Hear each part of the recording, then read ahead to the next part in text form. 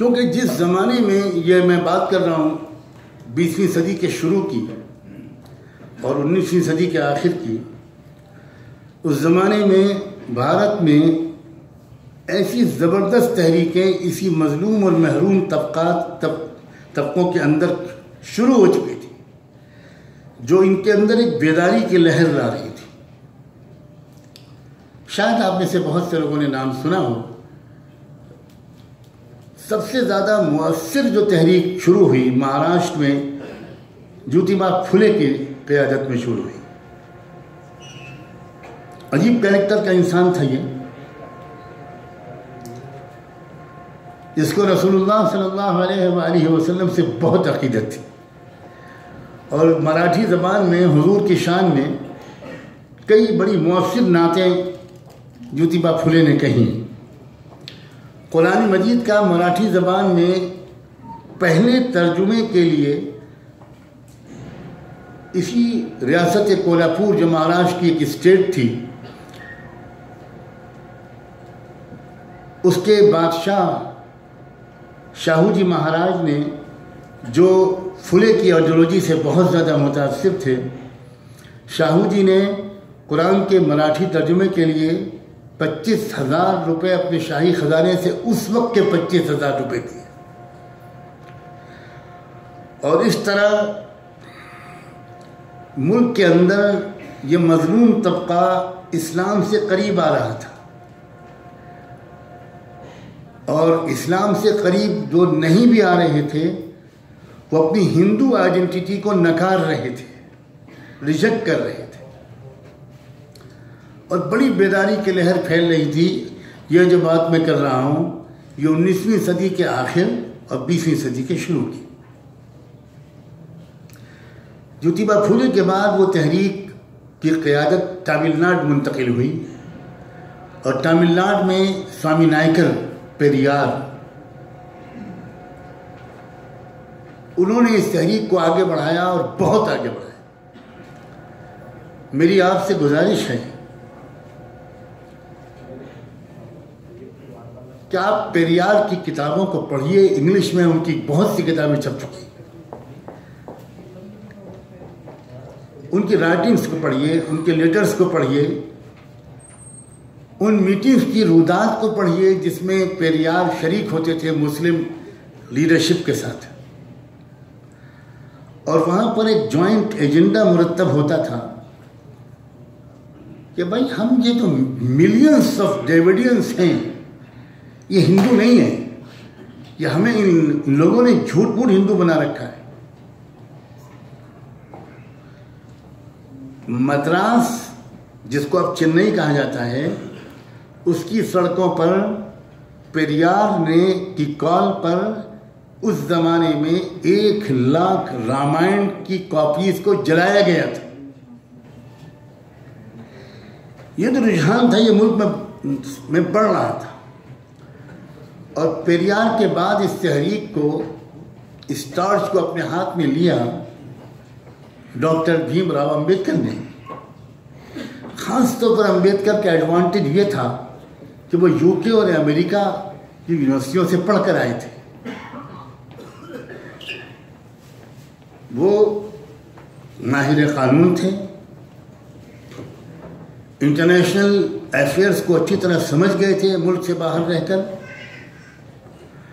और वो इस बात को यूके और अमेरिका में रहकर जान गए थे कि जो पॉलिसी मेकर्स हैं, उस वक्त तो ब्रिटिश गवर्नमेंट थी, इंडिया में भी, तो जो ब्रिटिश गवर्नमेंट को चलाने वाले लोग हैं ये भी यही समझते हैं और नेचुरली यही समझते हैं कि इंडिया में 2 बड़ी कौमें बसती हैं, एक मुस्लिम और एक हिंदू।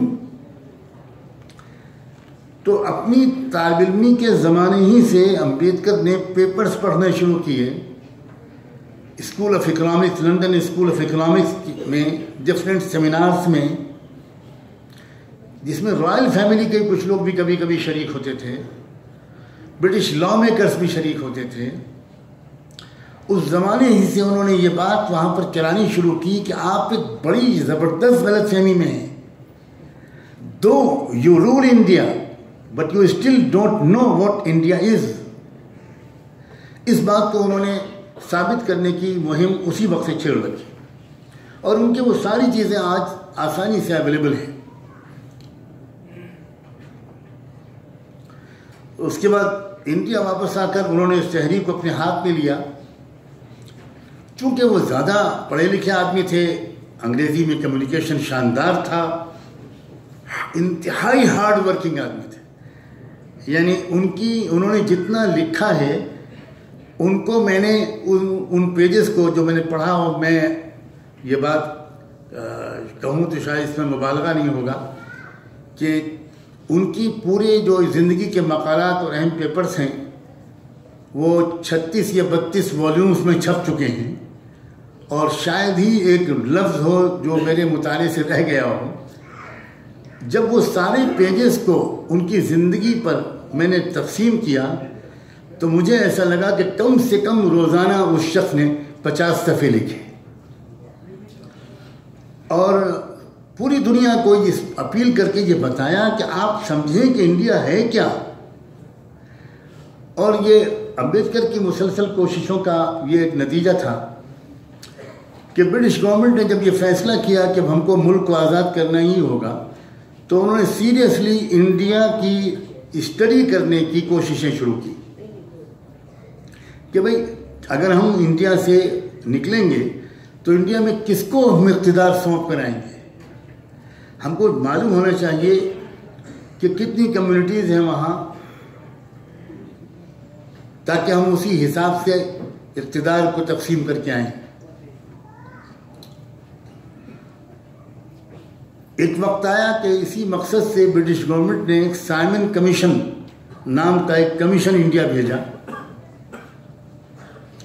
आपको ये जानकर खुशी भी होगी, हैरत भी होगी, इसको नोट करें आप प्लीज़, कि इंटायर मुस्लिम लीडरशिप जो उस वक्त थी उसने साइमन कमीशन का इस्तकबाल किया। इंटायर नॉन मुस्लिम अछूत जो लीडरशिप थी, जिसको उस वक्त अछूत कहते थे, अनटचेबल्स कहते थे, उनकी लीडरशिप ने साइमन कमीशन का इस्तकबाल किया। लेकिन गांधी जी की क़यादत में पूरी कांग्रेस पार्टी ने एक साइमन कमीशन का बाइकआउट किया और go back Simon commission, go back Simon commission, हर जगह काले झंडों से उनका इस्तकबाल किया और टोटल नॉन कोऑपरेशन कांग्रेस की तरफ से हुआ। किसी एक मीटिंग में कोई शरीक नहीं हुआ और उन्होंने ये चाहा कि आप मत जानिए, हम आपको बताएंगे कि इंडिया में कौन रहता है, उसको आप ब्लाइंडली एक्सेप्ट कर लीजिए। आप डायरेक्ट तरीके पर ये जानने की कोशिश मत कीजिए कि इंडिया में कितनी कम्युनिटीज़ रहती हैं। लेकिन बहरहाल ब्रिटिश रूलर्स थे, उन्होंने अपना काम पूरा करने की कोशिश की और जो मालूमात साइमन कमीशन की तरफ से, और चूँकि उन्होंने आम पब्लिक नोटिस भी दिया था कि जो भी चाहे साइमन कमीशन को अपनी मालूमात दे सबूतों के साथ, दलीलों के साथ, तो साइमन कमीशन की रिपोर्ट को जब British policy makers, law makers ने उसको पढ़ा तो उन्होंने महसूस किया कि हमें इस पर और ज़्यादा डिबेट की ज़रूरत है। चुनांचे उन्होंने राउंड टेबल कॉन्फ्रेंस 1929 में पहली बार बुलाई, जिसमें उन्होंने चाहा कि इंडिया में जितने भी एथनिक यूनिट्स हैं उन सब की लीडरशिप पहुँचे। लेकिन एक बार फिर गांधी जी ने रिफ्यूज़ किया कि नहीं, हम उस राउंड टेबल कॉन्फ्रेंस में नहीं आएंगे। उनका गालिबन ये ख्याल था कि हम जब वहाँ नहीं जाएंगे तो वह अधूरापन उसमें रहेगा और वो कुछ हो नहीं पाएगा। लेकिन ऐसा नहीं हुआ, उसमें और सारे लोग गए, मुस्लिम लीग की पूरी लीडरशिप गई और भारत के जो असली बाशिंदे थे उनकी क़यादत भी गई। पहली राउंड टेबल कॉन्फ्रेंस के बाद काम अधूरा रहा, कोई फैसला नहीं हुआ। दूसरी राउंड टेबल कॉन्फ्रेंस में गांधी जी गए, बहुत लंबी कॉन्फ्रेंस चली, वो 10-12 दिन तक चली, बहुत डिबेट्स हुई, उसमें भी कोई फैसला नहीं किया गया। एक मौका और भी दिया गया ताकि रिकन्सिलिएशन हो, यूनानिमस डिसीजन हो सके, तीसरी बार फिर अगले साल राउंड टेबल कॉन्फ्रेंस लंदन में हुई, इसमें भी गांधी जी गए और लगातार कई दिन तक डिबेट्स हुई। गांधी जी को बात कहने का पूरा मौका मिला, मुस्लिम लीग के लीडर्स को बात कहने का मौका मिला। डॉक्टर अंबेडकर साहब को 6 घंटे नॉन स्टॉप स्पीच उनकी हुई, जिसमें उन्होंने न जाने कितने सबूतों से भारत की जो असली समाजी तफसीलात हैं उनको साबित किया। और वहाँ राउंड टेबल कॉन्फ्रेंस में जो भी पार्टिसिपेंट्स थे, हाउस ऑफ कॉमन्स के भी लोग थे, हाउस ऑफ लॉर्ड्स के भी लोग थे,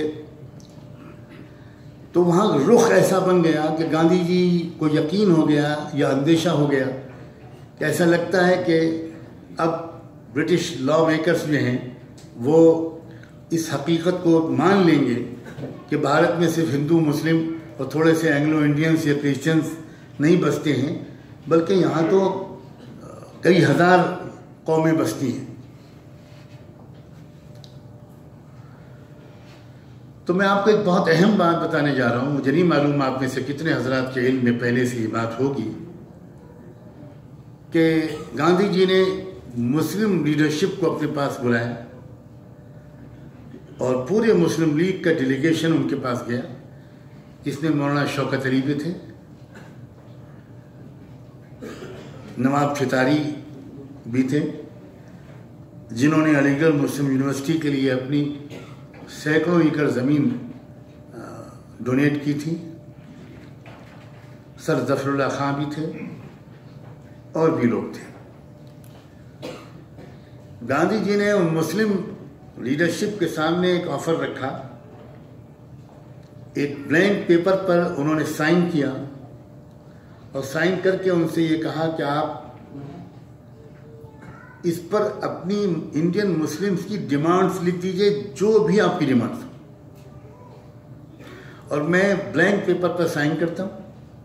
मैं वादा करता हूँ कि इंडिया वापस जाकर कांग्रेस से ये सारी डिमांड्स को मंजूर करवाऊंगा, लेकिन आप मेरी सिर्फ एक रिक्वेस्ट मान लीजिए। मेरी एक विनती है आपसे कि कल को राउंड टेबल कॉन्फ्रेंस में डॉक्टर अंबेडकर जब डिमांड करेंगे कि अनटचेबल्स को नॉन हिंदू अलग आइडेंटिटी करार दिया जाए, तो आप उनका साथ मत दीजिएगा। सिर्फ एक रिक्वेस्ट है आपसे। इंटायर मुस्लिम लीडरशिप ने in one voice Gandhi ji से कहा कि गांधी जी, हम आपका एहतराम करते हैं, लेकिन चूंकि हम अपनी ज़ाती मालूमात से जानते हैं कि अंबेडकर का ये मुतालबा जेन्युइन है, इसलिए हम आपकी बात नहीं मान सकते। ये टर्निंग पॉइंट है इंडियन पॉलिटी का। वहाँ से जब वापस आए तो यूँ समझिए कि मुस्लिम लीडरशिप में और भारत की असली आबादी जो मजलूम और महरूम, जिसको आज आमतौर पर लोग दलित कह देते हैं, जबकि बैकग्राउंड लोगों को बिल्कुल नहीं मालूम कि ये कौन लोग हैं, ये असली आबादी है भारत की। तो उनके दरमियान एक अंडरस्टैंडिंग हुई, फ्यूचर के लिए एक प्लानिंग हुई। एक ही जहाज़ से लोग वापस आए। बॉम्बे में जब वो पोर्ट पर उतरे तो मौलाना शौकत अली और डॉक्टर अंबेडकर के इस्तकबाल के लिए कोई कहता है 18 किलोमीटर, कोई कहता है 8 किलोमीटर लंबा जुलूस इनके इस्तकबाल के लिए बॉम्बे में निकला, और जिसमें मुसलमान और ये अनटचेबल्स ये दोनों थे, और दोनों को अपने लीडर की हैसियत से इस्तकबाल करके लाए, और बॉम्बे के मशहूर खिलाफत हाउस में उनका जलसे इस्तकबालिया हुआ। इसको नविश्ते दीवार समझा भारत की ब्राह्मण लीडरशिप ने,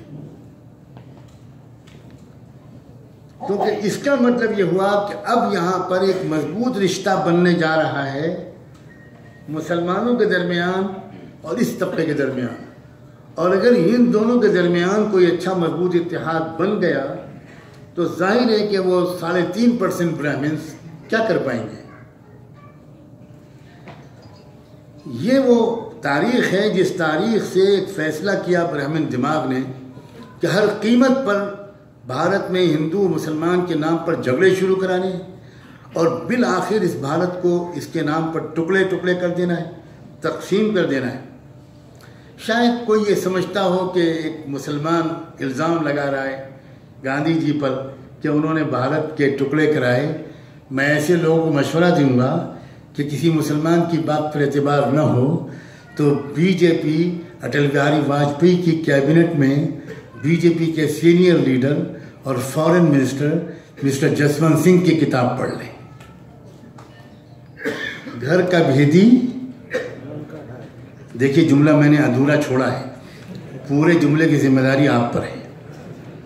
मैं तो डरपोक आदमी, मुझे वापस भी जाना है, आप तो यहीं रहेंगे, कोई मसला ही नहीं। तो जसवंत सिंह ने साफ साफ अपनी किताबों में 50 हवालों से लिखा। गांधी जी को तो सारा बचाने की कोशिश की है उन्होंने, लेकिन नेहरू और पटेल को मुल्क की तकसीम का असल जिम्मेदार करार दिया।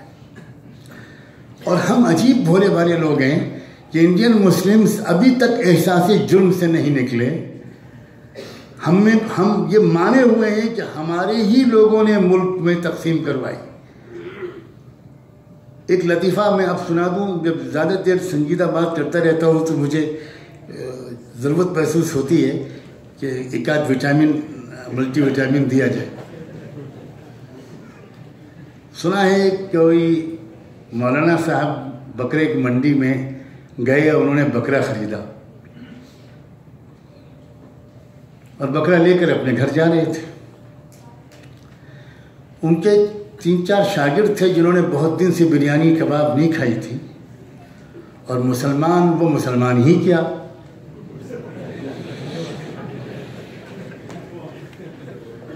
तो उन्होंने प्लानिंग की कि भाई आज अच्छा मौका है। तो हर कुछ फासले पर उनमें से एक शागिर्द खड़ा हो गया उस रास्ते पर जिधर से उनके उस्ताद गिरामी को गुजरना था।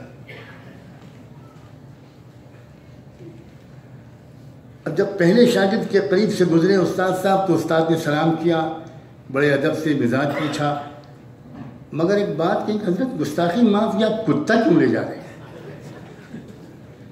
तो उस्ताद ने कहा कि तुम्हारा दिमाग सही है, ये बकरा है, कुत्ता कहाँ से आ गया? चलो आयतुल कुर्सी पढ़ो, जाओ अपने आंखों में दम करो, तुम्हें कुछ गलत नजर आ रहा है, ये कुत्ता नहीं है, ये बकरा है। ठीक है, बेचारा संजीदगी से चला गया। थोड़े फासले पर दूसरा मिला, उसने और झुककर हैदराबादी फर्शी सलाम किया और उससे कहा, हजरत ये क्या मैं देख रहा हूँ, आप कुत्ता ले जा रहे, ये आपके शायाने शान है कुत्ता?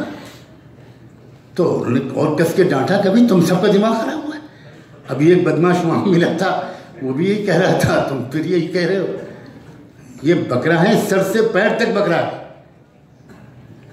तो उनका भी हो सकता है मुझे नज़रबंदी हो गई हो, उस्ताद माफ़ कीजिएगा, वो चला गया। फिर तीसरा मिला, उसने और 10 बोसी भी की, और फिर उसने कहा कि ये कुत्ता आप कहाँ ले जा रहे हैं? फिर वो उस्ताद थोड़े से परेशान हुए कि भाई कुछ मुझे ही तो नहीं हो गया है। तो लेकिन बहरहाल मजबूत, अपने आप को मजबूत किया और अपनी राय पर जमे रहे कि ये कुत्ता नहीं बकरा है, और उसको भी डांट के भगा दिया। चौथा मिला तो उसने कहा, हुजूर क़यामत करीब है। क्यों? उनका आप जैसे पाकीज़ा इंसान कुत्ता जैसा नजीस जानवर, मैं मर जाऊंगा, मार डालूंगा, आपको कुत्ता नहीं ले जाने दूंगा। मैंने बचपन से आपसे नूरानी कायदा पढ़ा, कुरान पढ़ा, अब मैं इतना नाखरफ तो नहीं हूँ, अगर यही जाना है कुत्ता तो मैं लेके घर पहुँचाऊँगा, आप तशरीफ लीजिए, मैं छोड़ूंगा ही नहीं। तब उस्ताद को लगा कि भाई समथिंग इज रॉन्ग, कुछ न कुछ तो गड़बड़ है। तो उस्ताद ने फिर उसको झिलक का धक, और वो लड़के बकरी को लेकर गए, थोड़े फासले पर दीवार के पीछे लिटाया, बिस्मिल्लाह अल्लाहु अकबर, और बढ़िया सी शानदार सी दावत हुई। 4 लड़कों ने अपने उस्ताद को ये बावर कराने में कामयाबी हासिल कर ली कि ये बकरा नहीं है, कुत्ता है, कुत्ता है। तो हजारों लीडर्स, अखबारात, तो मीडिया और ज़राए और तमाम पॉलिटिकल पार्टीज ये बराबर शुरू से कह रही हैं ये हिंदू हैं, ये हिंदू हैं, ये हिंदू हैं, ये हिंदू हैं, ये हिंदू हैं। हम भी मान गए कि ये हिंदू। मुझे शिकायत है अपने तालीम याफ्ता तबके से, बहुत सख्त शिकायत, जो अपने आप को इंटेलेक्चुअल्स कहते हैं, जो अपने आप को हाईली एजुकेटेड कहते हैं। मुझे उनसे इतनी सख्त शिकायत है कि कोई संजीदा मुताला हमारे तालीम याफ्ता हज़रात में से अक्सर लोग नहीं करते। ये मुझे बहुत बहुत दुख, और ये हमारी बर्बादी का बहुत बड़ा सबब है। जो आपको बताया जाता है हम उस पर यकीन कर लेते हैं। इसलिए यकीन कर लेते हैं कि हमें डायरेक्ट सोर्सेज से कुछ मालूम ही नहीं है, कुछ खबर ही नहीं है। आदिवासी कैसे हिंदू हो गए भाई? आदिवासी 11.5 करोड़ हैं, वो कभी न हिंदू थे, न हिंदू हैं, न हिंदू होंगे। 7.5 करोड़ लिंगायत, वो कैसे हिंदू हो गए? 800 साल पहले वो मजहब कायम हुआ। वो मजहब दरअसल वैदिक धर्म के खिलाफ बगावत के जज्बे से कायम हुआ था। वो कैसे हिंदू हो गए? बुद्धिस्ट कैसे हिंदू हो गए? सिख कैसे हिंदू हो गए? जैनी कैसे हिंदू हो गए? ट्राइबल्स कैसे हिंदू हो गए?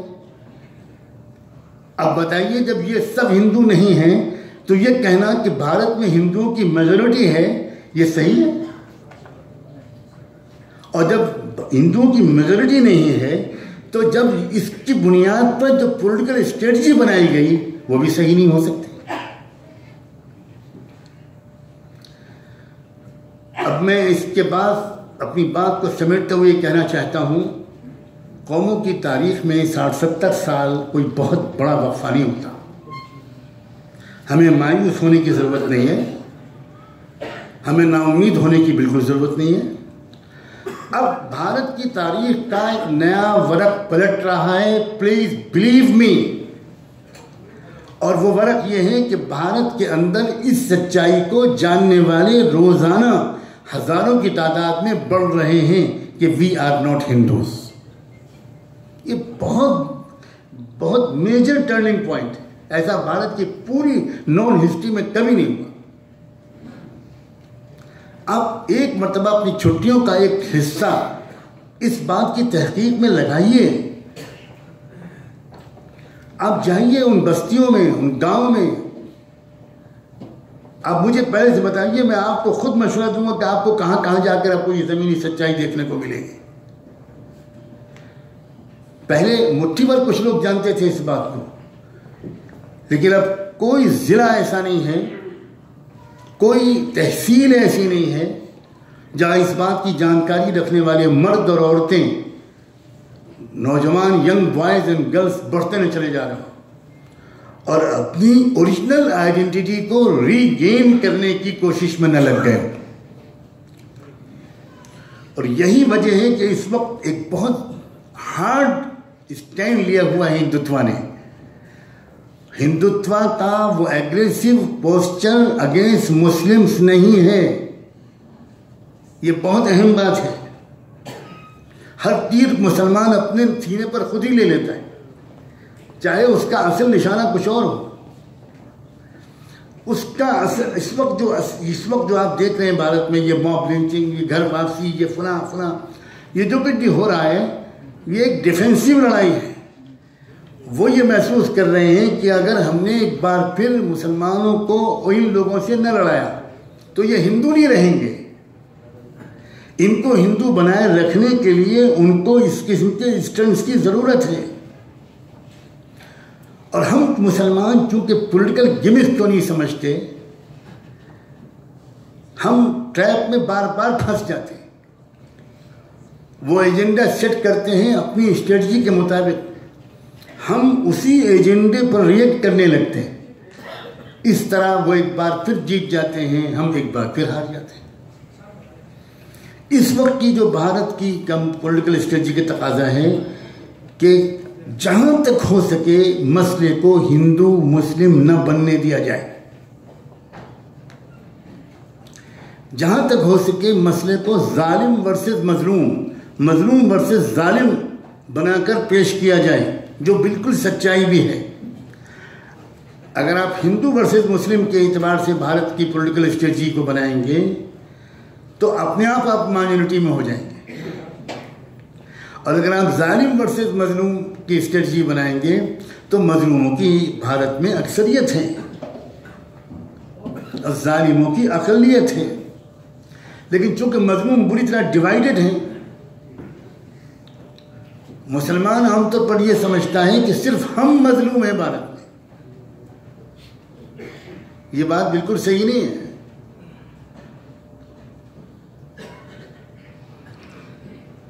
मजलूमों की गालिब अक्सरियत है भारत में, इसमें कोई मुबालगा नहीं है। ये पहले भी थी, लेकिन अब फर्क ये पड़ा है कि अब ये मजलूम आपस में एक दूसरे से करीब आ रहे हैं और ये महसूस कर रहे हैं कि हमें एक ग्रैंड अलायंस बनाना चाहिए। 2 साल पहले हम लोगों ने बॉम्बे में एक कन्वेंशन किया था, क्योंकि मेरी ये सोच पिछले 10-15 साल से बढ़ती चली जा रही थी, क्योंकि मेरा ताल्लुक़ एक छोटा सा इंसान हूँ, बिल्कुल मामूली सा। मेरा राब्ता मुल्क में मुख्तलिफ ऑर्गेनाइजेशंस जो काम कर रही हैं दस्तूर के अंदर रहते हुए, भारत के दस्तूर की पाबंदी का लिहाज रखते हुए पुरअमन जमहूरी तरीक़ों से जो लोग मजलूमों के हुकूक़ की जदोजहद कर रहे हैं, तो मुझे ये एहसास बराबर बढ़ता चला जा रहा था और है कि इनकी कामयाब न होने की एक बड़ी वजह यह है कि हम सब ये लोग ये सब कोशिशें अलग अलग कर रहे हैं। किसी तरह ये लोग इकट्ठा होकर ये कोशिश करें तो कामयाबी की उम्मीद ज़्यादा है। इसी बुनियाद पर मैं जाकर मिला, सुप्रीम कोर्ट के रिटायर्ड जज हैं, 80 साल उनकी उम्र है और हाईली रिस्पेक्टेड हैं। पूरे मुल्क में उनका बहुत ज़्यादा एहतराम है। पुणे में रहते हैं। मैं उनसे जाकर मिला और उनके साथ अपने ख़यालात को शेयर किया, क्योंकि मैं उनकी किताबें पढ़ चुका था। तो उन्होंने बहुत पुरजोश इस्तकबाल किया। ये कहा कि मैं तो इतना कमज़ोर और बूढ़ा हो चुका हूँ, लेकिन अगर आप कोई इनिशिएटिव लेते हैं तो मैं पूरा साथ दूंगा। चुनांचे हम लोगों ने बड़ी मेहनत करके पूरे मुल्क में ऐसी ऑर्गेनाइजेशंस और शख्सियात को जमा किया और एक कन्वेंशन बॉम्बे में हुआ, जिसके बाद एक alliance for justice and peace बना, जिसका प्रेसिडेंट उन्हीं सुप्रीम कोर्ट के जज साहब को बनाया गया, वर्किंग प्रेसिडेंट मुझे बनाया गया और general secretary Bombay high court के फॉर्मर जज जस्टिस कोलसे पाटिल को बनाया गया। और हम लोगों ने पूरे मुल्क के दौरे भी किए, यूथ ऑर्गेनाइजेशंस, किसानों की ऑर्गेनाइजेशंस, मजदूरों की ऑर्गेनाइजेशंस, वुमेन ऑर्गेनाइजेशन, आर्टिस्ट और कलाकारों की ऑर्गेनाइजेशंस, मुख्तलिफ लोगों से हमारे राब्ते हुए और वो काम अभी ज़मीनी सतह पर बड़ी तेज़ी से आगे बढ़ रहा है। और उसी के नतीजे में जो सूरत हाल मुल्क में बनी है वो उन कम्युनल फैसिस्ट फोर्सेस के लिए कुछ परेशान कुन है, क्योंकि वो ये महसूस कर रहे हैं कि जिस बात को हम सैकड़ों साल या हज़ारों साल से छुपाए रहे वो अब मंजर आम पर आती चली जा रही है और हम उसको रोक नहीं पा रहे। अगरचे मीडिया आप जानते हैं कि उनके कब्ज़े में है। हमारी इन तमाम ज़बरदस्त तहरीकों का कोई कवरेज नेशनल मीडिया नहीं करता, लेकिन खुदा ने सोशल मीडिया को वॉइस ऑफ द वॉइसलेस के तौर पर दे दिया। तो सोशल मीडिया के ज़रिए से इन एक्टिविटीज़ की खबर हर कच्चे पक्के घर में पहुंच रही है और तेज़ी के साथ लोग जुड़ रहे हैं। इसलिए जो मुल्क की सूरत हाल है, मैं अपनी बात को एक आखिरी इंतहा तक पहुंचाते हुए कह रहा हूँ, आप सबके सामने और हम सब के सामने तस्वीर का एक रुख आ रहा है और वो ये है कि बहुत ख़तरनाक सूरत है, क्योंकि मीडिया इसी सूरत को हाईलाइट कर रहा है, इसी पहलू को हाईलाइट कर रहा है। क्योंकि मीडिया का तो मकसद ही दरअसल हमें डिमोरलाइज करना होता है, हमारी हिम्मतों को पस्त करना होता है। जो लोग ज़मीन में चल फिर कर हालात को देख रहे हैं, इस किस्म की कोशिशों में कुछ न कुछ उनका हिस्सा है। उनका तासुर यह है कि ख़तरात जितनी तेज़ी से आगे बढ़ते हुए नज़र आ रहे हैं, उससे ज़्यादा रोशन इम्कानात हैं हमारे मुल्क। तस्वीर का ये मुस्बत रुख मैं आपके सामने ख़ास तौर पर पेश करना चाहता हूँ, और मुझे इसकी इंतहाई खुशी है और इशारे खुदाबंदी मैंने समझा कि जब इस महफ़िल का आगाज़ हुआ तो जो तिलावत के लिए जो आयत मुंतखब की वो आयत थी कि वो तो ये चाहते हैं कि अल्लाह के नूर को बुझा दें, लेकिन अल्लाह नहीं मानेगा इसके बगैर कि उसका नूर पाए तकमील तक न पहुँचे। ये सूरत हाल है। आप यकीन माने कि इस वक्त इतने रोशन इम्कानात, अगर मैं ये कहूँ कि इतने सख्त चैलेंजेस भी भारत की तारीख में कभी नहीं आए थे जितने अब हैं, तब भी बिल्कुल गलत नहीं होगा। और अगर मैं साथ में ये कहूँ कि इतने रोशन इम्कानात भी भारत की तारीख में शायद ही कभी आए हों जितने अब हैं, तब भी इसमें बिल्कुल मुबालगा नहीं। लेकिन ज़रूरत इस बात की है कि हम में से हर एक का हिस्सा हो इन ख़तरात के मुकाबले में और इन इम्कानात से फ़ायदा उठाने में। हम खामोश तमाशाई न बने बैठे रहें, हम सिर्फ ड्राइंग रूम के तफसीरों को करके फारिग न हो जाएं। हमारा हिस्सा हमारे मुल्क में कम्युनल फैसिस्ट फोर्सेस को इस ताकत तक पहुंचाने में भारत के अंदर रहने वाले जितने इंडियंस का हिस्सा है, उससे ज़्यादा NRIs का हिस्सा है। बाहर रहने वाले भारत के उस ब्राह्मणवादी सिस्टम पर यकीन रखने वाले लोगों ने बहुत ज़बरदस्त हिस्सा लिया है। यहाँ मैं किन लफ्ज़ों में कहूँ कि हम बहुत पीछे रह जाते हैं। आमतौर पर लोग समझते हैं कि बीजेपी और RSS की फंडिंग जो है वो इजराइल कर रहा है और अमेरिका कर रहा है और फुला कर रहा है और फुला कर रहा है और अंबानी और अडानी कर रहे हैं। अंबानी और अडानी तो बाद में आए। 2014 से पहले 2011-12 में उस वक्त से पूरे यूरोप और ख़ास तौर पर स्टेट्स ऑफ अमेरिका में, और मैं शर्मिंदगी के साथ कहता हूँ गल्फ़ में रहने वाले जो उस नज़रिए ख़याल के लोग थे, उन्होंने अपनी गाढ़ी कमाइयों में के ख़जाने खोल दिए। बहुत कुर्बानियाँ दी हैं हमारे उन हिंदू लोगों ने जो दुबई में रहते हों, आपके मुल्क में रहते हों, वो स्टेट्स में रहते हों, वो कहीं भी रहते हों। लोगों ने, अमेरिका में रहने वाले लोगों ने अपने घरों के फ्रिज बेच डाले, अपनी कारें बेच डाली, पब्लिक ट्रांसपोर्ट से सफ़र करना उन्होंने मंजूर कर लिया, लेकिन ये रिस्क नहीं लिया कि भारत में बीजेपी को फंड्स की कमी की कोई जहमत पेश आए। बहुत ज़बरदस्त हिस्सा लिया आम लोगों ने। हम मुसलमान बिल्कुल इस सिलसिले में, जहाँ तक मेरी जानकारी है, पीछे। हम लानत बनामत बहुत करते हैं, बद्दुआ बहुत करते हैं, कुर्बानी बहुत कम देते हैं। हमारा हिस्सा बहुत कम होता है किसी भी कोशिश को मजबूत करने में। वरना हालात के जो दूसरा रुख है, मैं गुजारिश करूंगा कि आप लोग खुद भी जाकर इन हालात के इस रुख का जायज़ा लीजिए। ये जो इस वक्त वो सारी बातें भूलकर जो वादे किए थे, जिस वादे की बुनियाद पर 2014 के इलेक्शन में कि वो नतीजे आए थे, वो वादे में से एक भी वादा पूरा नहीं हुआ। वो वादे जुमले साबित हो गए और पब्लिक में उसकी वजह से बहुत ज़्यादा नाराज़गी है। लोग ये महसूस कर रहे हैं कि हमें बहुत बुरी तरह चीट किया गया।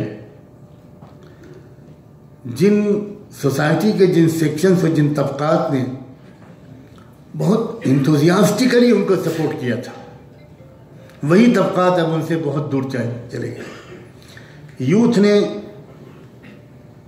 बहुत गर्मजोशी के साथ उनको वोट डाला था और उसकी बुनियाद ये थी कि इंडिया में जॉब का क्राइसिस, नॉन एम्प्लॉयमेंट का हाल बहुत ख़राब होता चला जा रहा है।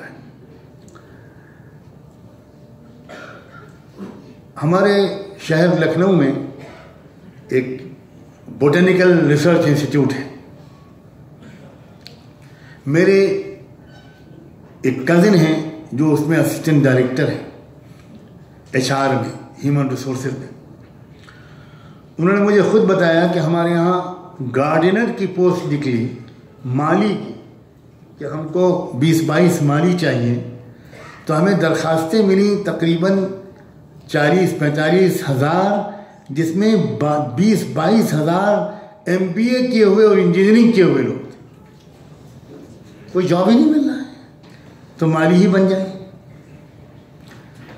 तो जब ये उनको वादा किया गया कि 2 करोड़ जॉब हर साल हम क्रिएट करेंगे नए, तो नौजवानों ने वोट दिया। और जनाब हमारे प्रधान सेवक साहब, उन्होंने जो पार्लियामेंट में तकरीर में तशरीफ़ फरमाई कि हमने कितने जॉब दिए, तो उसकी तशरीह में उन्होंने ये कहा कि देखिए, इतने लोग इस साल में मेडिकल कॉलेज में 3 साल में पढ़ा, MBBS बन के निकले, उन्होंने क्लिनिक खोला, तो उनके क्लिनिक में उनकी वजह से 3 लोगों को रोज़गार मिला। तो ये भी तो हमने जॉब दिए। और उन्होंने गाड़ी ख़रीदी, तो उसके लिए एक ड्राइवर रखा, ये भी हमने उनको जॉब दिया। और वो जो गाड़ी में पंक्चर बनाने वाला बढ़े होंगे, गाड़ियाँ बढ़ी, तो ये भी हमने जॉब दिया। इस तरह के मसखरेपन की बातें पार्लियामेंट में हो रही, यानी कोई यकीन ही नहीं कर सकता कि ये कहाँ चलेगी इंडियन पॉलिटिकल स्टैंडर्ड, हो क्या रहा है। इस बात को नौजवानों ने बड़ी शिद्दत से लिया है, बहुत सीरियसली लिया है। यूनिवर्सिटीज़ का जो हाल हो रहा है, जवाहरलाल नेहरू यूनिवर्सिटी से शुरू होकर मुल्क की तमाम यूनिवर्सिटीज़ में जिस तरह का अमल दखल हो रहा है, कितना इंटरफेरेंस हो रहा है, कितने नाअहल नॉन एकेडमिक्स को वाइस चांसलर बनाया जा रहा है, जुडिशरी पर जिस तरह हमला हुआ, मुल्क की बड़ी बड़ी एजेंसीज पर जिस तरह हमला हुआ, किसानों से जो वादे किए गए थे वो 100% वादे पूरे नहीं हुए। तो इस तरह ये पूरा जो लोग हैं जिन्होंने उनको वोट डाला था वो उनसे मायूस हैं। अब उनकी पूरी कोशिश ये है कि मुल्क के माहौल को ऐसा बनाया जाए कि वोट डालते वक्त उस किसान को ये याद न रहे कि वो किसान है, उसको ये याद रहे कि मैं हिंदू हूँ। वो हिंदू बनकर वोट डाल दे, वोट डालने के बाद वो फिर से किसान बन जाए, हमें कोई इतराज़ नहीं। मज़दूर को वोट डालते वक्त ये न याद रहे कि वो मज़दूर है। नौजवान बॉय और गर्ल को जो जिसको रोज़गार नहीं मिला, वो वोट डालते वक्त ये बस उसको ये याद ना आए कि मैं नौजवान हूँ, मैं यूथ हूँ, वो याद आ जाए कि मैं हिंदू हूँ। ये कोशिश मुल्क में हो रही है, लेकिन मुझे नहीं लगता कि वो कोशिश कामयाब हो। मुझे लेकिन इसमें एक लेकिन लगाना इसलिए ज़रूरी है कि EVM की मेहरबानी अगर पहले की तरह उनके साथ बदस्तूर शामिल हाल रही तो ज़ाहिर है कि पूरा मुल्क भी खिलाफ हो जाए, तो वो कुछ नहीं कर सकता।